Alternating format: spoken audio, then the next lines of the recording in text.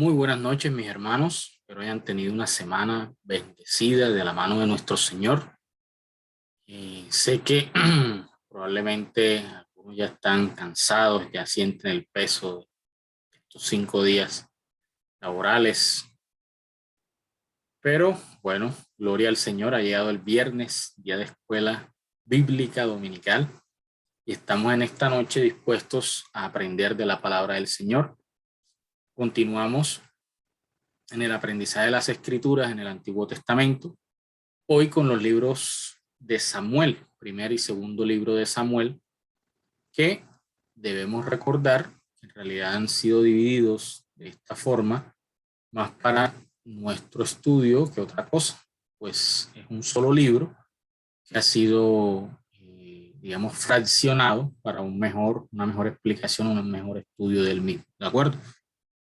En el día de hoy estudiaremos la primera parte de este libro, del primer libro de Samuel en este caso.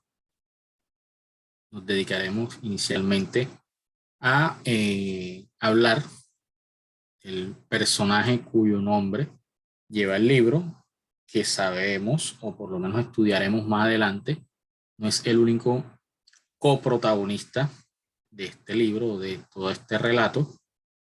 Coprotagonista porque recordemos que el protagonista de toda esta historia es Dios. ¿Ya? Nosotros somos coprotagonistas. Nosotros me refiero a los seres humanos, no me incluyo como individuos, sino como todo en general, como seres humanos, somos coprotagonistas de esta historia porque el centro sigue siendo nuestro Señor. Pues, mis hermanos, esto realmente les confieso antes de empezar, es uno de mis libros favoritos, primero y sobre todo segundo libro de Samuel, cuando nos narra o nos cuentan la vida de David. Realmente creo que es una de las historias más bonitas de la Biblia, obviamente después de los evangelios que nos relatan la vida de nuestro Señor Jesucristo. Como les decía, hay dos coprotagonistas principales, entre comillas, que son Saúl y David, que son los dos primeros reyes de Israel. Si vemos pues la historia como la llevamos hasta ahora, esta es la primera vez en la historia del pueblo, valga la redundancia, que aparece la figura de un rey, ¿ya? Que aparece la figura de un reino terrenal. Hasta ahora solamente era el reino o el pueblo de Dios cuyo rey era Dios y sigue siendo el rey Dios, pero en este momento empieza a aparecer la figura humana de un rey. Y pues en el desarrollo del libro veremos por qué sucede eso. La mayoría ya lo sabemos, lo hemos estudiado, pero estamos aquí para hacer una especie de, de ventana de estos libros, un relato de lo que sucede, lo que acontece, de las partes principales a estudiar, pero sabemos, mis hermanos, que todos somos juiciosos lectores de la palabra y vamos a seguir, digamos, de forma individual, escudriñando la escritura en cada uno de estos libros que hemos ido estudiando. En primer lugar, como les decía, estos son los dos personajes aparentemente principales, pero hay otro personaje cuyo nombre lleva el libro, que es Samuel, y es precisamente uno de los personajes que, por decirlo de alguna manera, fracciona esta historia en el momento en que empieza a existir la monarquía en el pueblo de Israel. Es como decir algo, perdónenme la comparación tan burda, cuando hablamos de fútbol, los conocedores de fútbol que recuerdan la época bonita del Barcelona, de Iniesta, Xavi, Messi, ¿no? Pues todo el mundo puede recordar esa época, pero nadie puede recordar eso sin mencionar al que era el técnico de aquella época, ¿no? En este caso, todos pueden recordar los primeros reyes de Israel, pero nadie puede contar esta historia sin hablar de Samuel, y es el personaje que nosotros empezaremos hablando el día de hoy.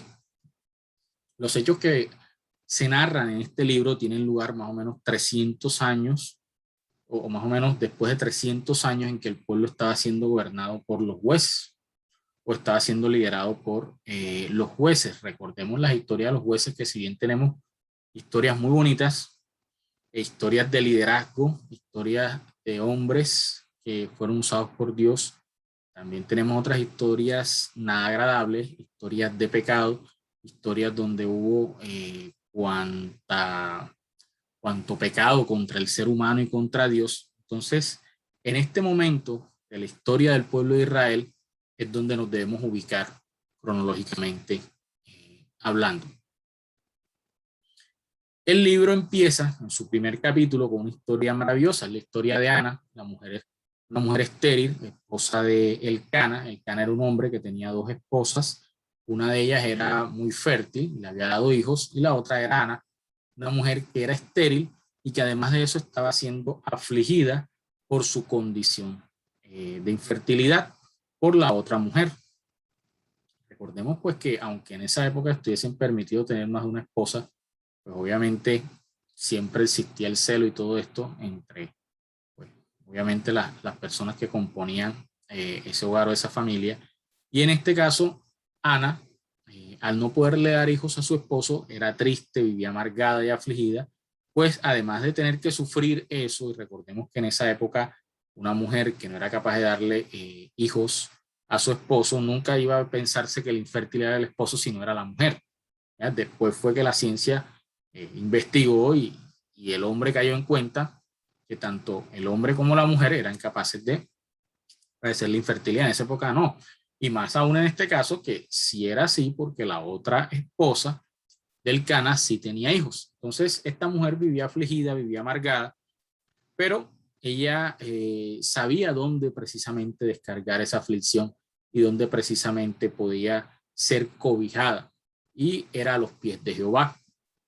Nos relata la escritura que en el primer capítulo del libro de Samuel, del primer libro de Samuel, oraba, más bien oró, Ana, dice, ella con amargura de alma oró a Jehová y lloró abundantemente e hizo voto diciendo, Jehová de los ejércitos, si te dignares a mirar la aflicción de tu sierva y te acordares de mí y no te olvidares de tu sierva, sino que dieres a tu sierva un hijo varón, yo lo dedicaré a Jehová todos los días de su vida y no pasará navaja sobre su cabeza.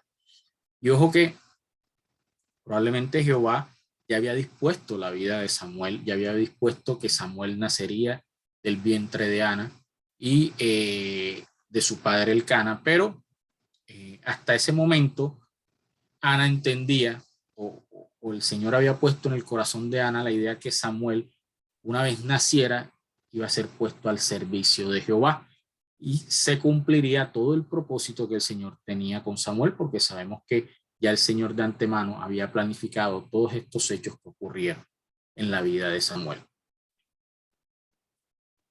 La amargura de Ana se transforma precisamente en alegría y agradecimiento a Dios una vez el Señor le responde. Como les decía, es una forma, esta historia es muy bonita como empieza el libro, porque vemos cumplirse una promesa de Jehová, o más bien cumplirse un deseo, una petición de Ana puesta sobre los pies de Jehová, el cual tiene misericordia de ella y le da un hijo llamado Samuel. Dice, aconteció que al cumplirse el tiempo, después de haber concebido Ana, dio a luz un hijo y le puso por nombre Samuel, diciendo, por cuanto le pedí a Jehová. Dice la historia que inmediatamente después de ella elevar la oración a Jehová y regresar a su hogar, su esposo se llegó a ella y de forma inmediata concibieron a Samuel, el cual posteriormente nació. Y decía Ana en su cántico en el capítulo 2, en júbilo, no hay santo como Jehová, porque no hay ninguno fuera de ti, y no hay refugio como el Dios nuestro. Aquí la infertilidad previa de Ana, precisamente podríamos compararla o hacer una similitud con el estado espiritual que tenía en ese momento el pueblo de Israel. Como les decía, en ese momento había una sequía espiritual en el pueblo de Israel, reinaba la maldad, el pueblo no quería buscar a Dios y casi que por decirlo no había una forma de hacerlo. Y el Señor se provee de un siervo, el cual utilizará para que su propósito sea cumplido. ¿Cuál era el propósito? El que siempre buscaba el Señor, que este pueblo regresara a su corazón, a Dios. Y vemos una metáfora en el inicio del libro de cómo de la fertilidad, de la infertilidad, perdón, de la esterilidad de Ana, pasa a un estado de fertilidad y pasa al nacimiento de Samuel, el siervo que el Señor iba a utilizar para transformar el estado espiritual de su pueblo. Y precisamente sucedía esto, o más bien estaba el pueblo en este estado de sequía espiritual, porque el sacerdocio casi que estaba padeciendo, casi que estaba muriendo. El sacerdocio, que era la forma en la cual el Señor había instaurado, más bien el medio que el Señor había instaurado para que el pueblo se acercara a él. Es como les decía, no solamente era que el pueblo no quería buscar de Dios, sino que, entre comillas, no había cómo. En ese momento, los sacerdotes realmente no estaban haciendo su función, no estaban acercando el pueblo a Dios. Los medios que el Señor había dispuesto para que esto se cumpliese no estaban funcionando. Es como decía mi abuela, no había quien cierre la puerta, ni buscaba al pueblo a Dios, ni los que eran responsables de llevar el pueblo delante de los pies de Dios estaban haciendo su trabajo. Y Samuel había sido entregado al templo, al servicio del sacerdote Elí para servir a Jehová. Ya había pasado un tiempo, incluso el Señor, dice la Biblia, y mismo en el libro de Samuel, el Señor le dio más hijos a Ana, perdón, el Señor le dio más hijos a Ana y ella tuvo más hijos con su esposo, pero Samuel se quedó acá al servicio de Elí, el sacerdote. En este momento, pues hay que hacer el contexto. El pueblo de Israel estaba bajo el sacerdocio de Elí y de sus hijos. Y los hijos de Elí, dice la Biblia, que eran perversos, ¿ya? Profanaban incluso el sacrificio a Jehová y hacían cuanto les venía en gana y pecaban y abusaban de su poder y de su autoridad cuanto les venía en gana. Y no solamente eso, sino que Elí había sido cómplice de todo este accionar pecaminoso de sus hijos, como nos enseñaba el pastor hace unos días, recuerdo, o hace unas prédicas, que no era tanto lo que juzgaba el Señor en Elí la maldad de sus hijos, sino precisamente que él fuese cómplice de esa maldad y que nunca hubiese puesto tropiezo, hubiese sido obstáculo para que ellos siguieran pecando. Y en ese afán, en esa sequía espiritual de este pueblo, el Señor decide escoger a Samuel para servirle. Dice en el capítulo 3, versículo 1, el joven Samuel ministraba a Jehová en presencia de Elí y la palabra de Jehová escaseaba en aquellos días. No había visión con frecuencia. Ojo, la palabra de Jehová escaseaba. Y no era porque Jehová no estuviese presente, sino porque los corazones no estaban dispuestos a escuchar a Jehová. Y dice Jehová, y le mostraré que yo juzgaré su casa para siempre por la iniquidad que él sabe, porque sus hijos han blasfemado a Dios y él no les ha estorbado. Recordemos la historia cuando está Samuel en el templo, cuando está Samuel sirviendo, perdón, ya está en sus aposentos y escucha una voz que le llama. En varias ocasiones él llega hasta donde Elí y le pregunta qué quiere con él. Pues inocente Samuel no sabía que se trataba de la voz de Dios. Elí, que ya era alguien más experimentado y sabía que estaba sucediendo, le dice, la próxima vez que esto te pase, dice, habla Jehová que tu siervo escucha. Esto hizo Samuel y el Señor le revela un propósito. Le dice que va a acontecer algo en el pueblo de Israel. Y precisamente una de las cosas que va a acontecer es esta, que va a erradicar la maldad de los sacerdotes que habían sido colocados para acercar el pueblo a Dios, pero que en este caso estaban era blasfemando contra Dios y alejando más bien el pueblo de Dios. Luego Elí le solicita a Samuel que le diga aquello que Jehová le había revelado y Samuel fue honesto en revelárselo por la presión o la solicitud de Elí y Elí pues no le quedó más que aceptar con algo de resignación, porque no fue una aceptación de fe, sino una aceptación de resignación, lo que Dios había dispuesto, diciendo es Dios, tiene la libertad para hacer y el poder para hacer lo que quiera, y era así, precisamente, independiente de la voluntad o de lo que en ese momento dispusiera en su corazón Elí, sabía que sí iba a ser, era la voluntad que el Señor había dispuesto. Esto iba a ser además un golpe o una confrontación al mismo pueblo, el hecho que recordaran que Jehová estaba vivo, que Jehová estaba presente, que Jehová seguía juzgando la maldad de aquellos que pecaban contra él, que no pensaran que iban a quedar estos sacerdotes que habían tergiversado su función, iban a salir impunes, ¿ya? Porque de alguna manera su actuar daba a pensar eso, que había impunidad en el juicio de Dios, y para nada era así. El Señor así lo había de demostrar.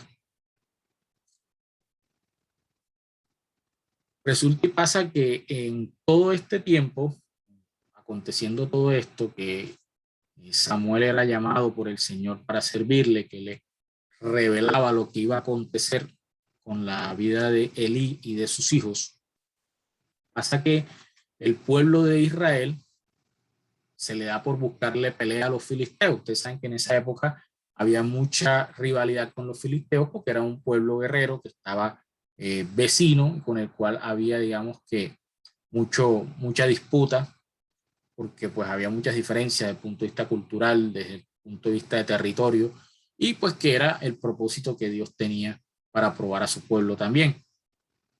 Resulta que se le da a los hijos de Israel por decir, vamos a pelear contra los filisteos. Dice la palabra del Señor en el capítulo 4, recuerden que estamos leyendo primer libro de Samuel, y los filisteos presentaron la batalla a Israel.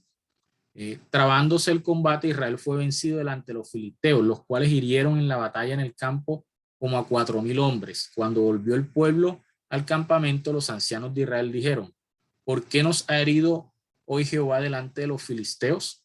Traigamos a nosotros de Silo el arca del pacto de Jehová, para que viniendo entre nosotros nos salve de la mano de nuestro enemigo.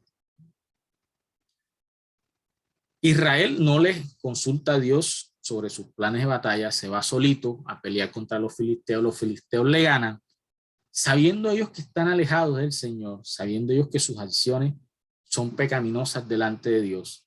Ellos deciden no arrepentirse, buscar el rostro de Dios, sino más bien buscar el arca de Jehová, en este caso buscándola como un amuleto. Buscaban el arca de Jehová como si el arca en sí misma fuera la fuente del poder, no fuese Dios la fuente del poder representada en ese arca. Es decir, como el amuleto, como el escapulario, como que ahora sí con el arca, de este arca es que emana el poder que nos va a salvar, desconociendo totalmente cuál era la fuente del poder que representaba ese arca. Es decir, en su corazón estaba tan separado de Dios, estaba tan lejos de Dios, que ni siquiera eran capaces en el momento de la aflicción de reconocer que Jehová era el único que les podía salvar. Y buscaron un amuleto, porque en este momento están viendo el arca como un amuleto. Y adivinen qué pasa. Pues vienen los filisteos, vuelven y los vencen y les quitan el amuleto, les quitan el arca, y el arca es llevada a la tierra de los filisteos. Es decir, el Señor permite que no emane ningún poder del arca, porque entiende el corazón del pueblo de Israel y que ellos en ese momento están utilizando el arca como un fin en sí y no como si fuese la representación del poder de Dios, que es lo que realmente era. El Señor no permite que pase nada con el arca, permite que se la lleven los filisteos, y se ha humillado el pueblo de Israel. Después de esto incluso se entera Elí de lo que ha sucedido, dice el relato. Una vez esto sucede y el Señor le da una lección a Israel de quién es el Todopoderoso, de quién es en el que ellos realmente deben poner su fe, su esperanza, su anhelo y su salvación. Una vez que él hace esto y es humillado el pueblo de Israel, el Señor, ojo, no humilla al pueblo de Israel a costa de su propia humillación. Una vez los filisteos están contentos y felices porque han robado el arca del pacto, cogen el arca y la llevan a la casa de Dagón. La casa de Dagón era un dios pagano, y la llevan como una especie de ofrenda, como si fuese Dagón el dios que triunfó sobre el Dios de Israel. Dice que cuando la pusieron en el templo de Dagón, los primeros días, el primer día, cuando fueron al día siguiente, estaba la estatua de Dagón en el suelo reverenciando el arca de Jehová. La levantaron nuevamente y vuelve y sucede lo mismo. No contesto con esto, el día siguiente ellos van, no solamente había caído postrada en la estatua de Dagón, sino que además de eso, las manos estaban cortadas y había quedado solamente el torso de la estatua del dios pagano, y esto trajo mucho temor sobre los que servían a este dios Dagón. Y no solamente esto, sino que la ciudad donde había sido llevada el arca padeció de una gran mortandad y una plaga. Y esto sucedió de manera reiterativa con cada ciudad donde los filisteos llevaban el arca. Había muerte y había enfermedad y había tumores. Y esto iba pasando de ciudad en ciudad donde ellos le iban llevando. De tal manera que el Señor les decía, ojo, ustedes vencieron a Israel porque a mí me plació que así fuera, porque tenía que darles una lección a mi pueblo, pero no significa que el Dios que está aquí no sea un Dios poderoso. Y tuvieron tal temor los filisteos del arca de Jehová que decidieron ellos de forma voluntaria y de su propia cuenta devolvérsela al pueblo de Israel. E hicieron una ceremonia en la cual, digamos, regresaron el arca con ofrendas, incluso ofrendas de oro, donde representaban las mismas plagas de las que habían sufrido en las ciudades que la habían sufrido y el número de ciudades de los filisteos que habían sido gobernadas por los príncipes de ellos, etcétera. Y la llevaron nuevamente con el pueblo de Israel. Y este arca, incluso estando donde ellos la llevaron, aquellos que se atrevieron a ver dentro del arca también murieron. El Señor mostraba que Él seguía siendo poderoso y que este arca representaba su poder, pero que seguía siendo en la fuente del poder. El arca había sido llevada a Kiriat Jearim, fue donde quedó finalmente. Recordemos el lugar donde posteriormente la trae o la rescata David. Pero ahí quedó durante muchos años, dice más o menos unos 20 años. Y dice la escritura, desde el día que llegó el arca a Kiriat Jearim pasaron muchos años, muchos días, 20 años, y toda la casa de Israel se lamentaba en pos de Jehová. Habló Samuel a toda la casa de Israel diciendo, si de todo vuestro corazón os volvéis a Jehová, quitad los dioses ajenos y a Astarot de entre vosotros, y preparad vuestro corazón a Jehová, y solo a él servid, y os librará de la mano de los filisteos.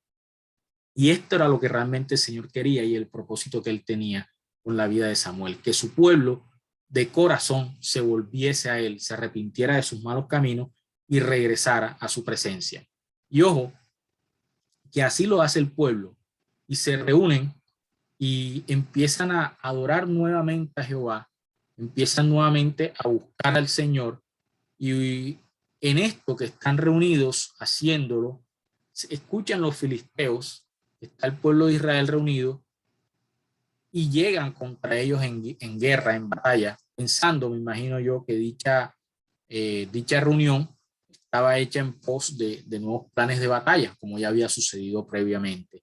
Y llega en este momento el pueblo de los filisteos a luchar contra el pueblo de Israel, y resulta y pasa que esta vez sí son vencidos, y ni siquiera estaba el arca presente como la vez pasada ellos la habían llevado.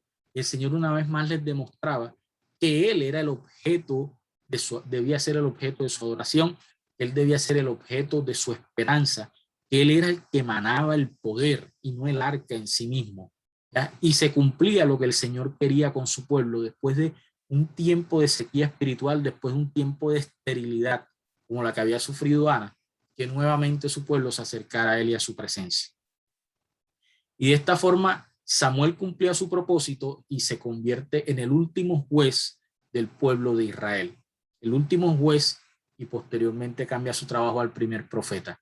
Como juez, Samuel hace bien su trabajo, pero una vez más pasa algo, y es que sus hijos no siguen su legado. No nos dice aquí la Biblia con respecto a, como lo decía con Elí, si Samuel realmente era estorbo del mal o del camino errado que habían tomado sus hijos. Imaginamos que sí, porque la decisión del Señor con Samuel fue totalmente diferente.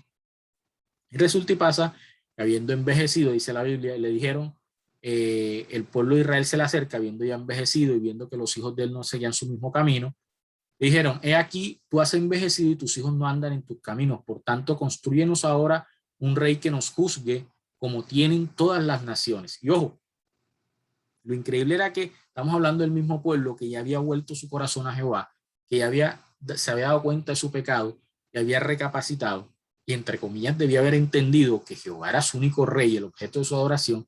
Y acá dicen que no, que es que ya ellos entran en un temor porque entienden que habían venido un tiempo de sequía, lejos de la voluntad de Dios, lejos de cualquier prosperidad, pero no ponen sus ojos en Dios, sino en Samuel. Piensan, si Samuel se muere ahora, los hijos de él no siguen su mismo camino, regresaremos a las andadas y regresará a este pueblo a la misma sequía previa. Entonces dicen, déjanos un rey para que nosotros no estemos dependiendo de un juez o de un profeta que el Señor traiga, sino que como las demás naciones tengamos un rey que nos juzgue. Y ojo que esto lo molestó mucho a Samuel, porque Samuel diría, hombre, todo lo que he hecho, todo lo que les he dicho, todo lo que supuestamente está pasando aquí, ustedes ahora salen con eso. Pero el Señor, entendiendo que esto le molestaba a Samuel, le dijo, oye la voz del pueblo en todo lo que te digan, porque no te han desechado a ti, sino a mí me han desechado para que no reine sobre ellos. El Señor entendía claramente y se indignaba igual que Samuel. Pero el Señor seguía siendo misericordioso y aquí les dice como, bueno, ustedes quieren un rey, ya les he demostrado lo que pasa cuando los hombres juzgan. Ya ellos habían sufrido eso, aunque no en la figura de rey, pero habían sufrido lo que era que un hombre juzgue sobre ellos. Les dice, bueno, ustedes quieren rey, me están despreciando a mí, van entonces a tener su rey. Y siendo el Señor tan misericordioso, antes de colocar el rey, incluso les dice y les advierte, le dice a Samuel, adviérteles a ellos todo lo que les acontecerá con un rey. Y Samuel les explica todo lo que puede suceder cuando un rey no es justo. Le dice que tendrá potestad sobre ellos, sobre su tierra, sobre sus hijas, o sea, todo lo que acontecía en las demás naciones cuando los reyes se encaprichaban del poder que ejercían. Y ellos aún así seguían concentrados en la idea que Jehová les diera un rey humano como las demás naciones de la tierra y no entendían el privilegio que ellos tenían sobre las demás naciones de la tierra. Es decir, es como cuando uno, nos ha pasado a todos los cristianos, en algún momento queremos, despreciamos lo que es ser un hijo de Dios y queremos regresar a lo que son las demás personas que no han tenido la bendición de conocer al Señor. Perdonen mis hermanos si me he extendido. Les ruego que se queden un ratico más conmigo hasta el final. El libro es extenso, trataré de compactarlo lo mayor posible, pero por lo menos en la lección de hoy quiero que quede la primera etapa de la vida de Samuel muy clara entre nosotros. Como les decía, el pueblo desecha a Jehová, solicita un rey. Y el Señor les dice, ¿quieren rey? Tomen su rey. Y van a sufrir todo lo que sufren las demás naciones de la tierra cuando quien los reina es un hombre. Y la respuesta de Dios precisamente se da en Saúl. Dice el capítulo 9, los versículos 1 a 2, había un varón de Benjamín, hombre valeroso, el cual se llamaba Cis, hijo de Abiel, hijo de Seror, hijo de Becorat, hijo de Afía, hijo de un benjaminita. Y tenía él un hijo que se llamaba Saúl, joven y hermoso. Entre los hijos de Israel no había otro más hermoso que él. De hombros para arriba sobrepasaba a cualquiera del pueblo. Y aquí una característica esencial del primer rey de Israel, del primer rey humano pedido por Israel, y era que era un joven hermoso. Y de pronto la primera vez que nosotros leemos estos pasajes decimos, bueno, pero ¿cómo así? ¿Acaso Dios no juzga en los corazones? ¿Dios por qué no busca una persona con un corazón noble? ¿O por qué no dice la Biblia otra característica de Saúl, sino que era hermoso de parecer y que llamaba la atención donde fuera? O sea, todo el que lo viera iba a llamar la atención sobre los demás que estaban a su alrededor en todo el pueblo. Y es que precisamente el Señor está cumpliendo aquí la petición de Israel y le está dando un rey conforme al corazón del pueblo, conforme al corazón del hombre, que generalmente solo ve lo superficial, lo que los ojos solo permiten ver. Mis hermanos, en la próxima lección estaremos estudiando la vida y la obra de Saúl como rey y la vida y la obra de David como rey. Veremos lo que el Señor permitió en cada uno de ellos y en cuál se cumplió el propósito de él. Y espero que el día haya sido de bendición para sus vidas, que hayamos recordado un poquito este libro que sé, todos lo conocemos, pero que a veces cuando no leemos de manera recurrente o de pronto estudiamos otros libros, a veces hay unos que se nos van olvidando o no recordamos ciertos detalles. Como le digo, esto es un repasar, un repaso, y espero que ustedes en sus casas lean ya de manera más detallada cada uno de los capítulos que acabamos de estudiar. Mis hermanos, el Señor les bendiga, que tengan una feliz noche, que el Señor nos acompañe hoy y siempre, y que nos podamos encontrar este domingo con el beneplácito del Señor. Un gran abrazo, mis hermanos.